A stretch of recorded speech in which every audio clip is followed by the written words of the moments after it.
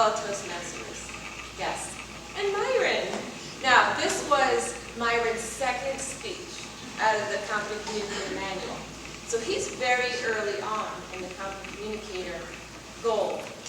And I think, Myron, you have shown a lot of competence up here in that Myron is really good at putting his eyes over the audience.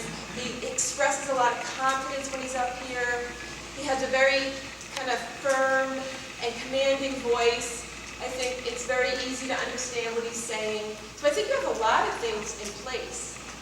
Now, this objective was to organize a speech. And what I noticed, Myron, was that you had a couple of tools working for you. First, one of the greatest tools is to tell people what you're going to say, then tell them in the body of the speech, and then summarize by telling them what you said. And you brought out that tool, I think, at least on 2 occasions, at the beginning and the end. And that's something for all of us to remember when we are doing a speech. It helps to make things really crystal clear.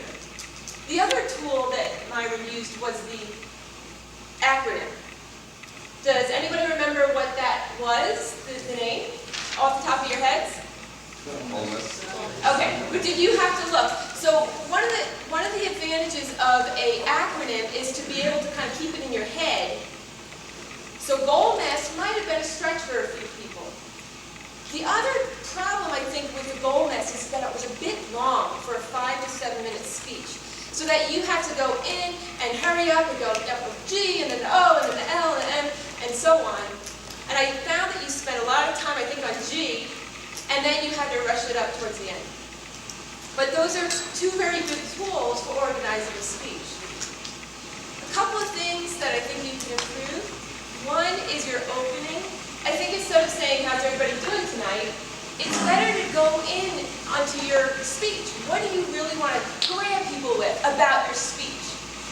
And then at the end, instead of saying, like I said, tell them what you're going to tell them, and then tell them what you told them, end with something a little bit more meaningful, something that encompasses a whole speech, like the fact that you went into the goal mass. Bring it all together in that closing statement.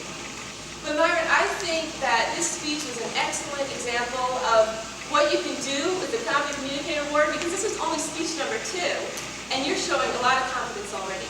So I look forward to speaking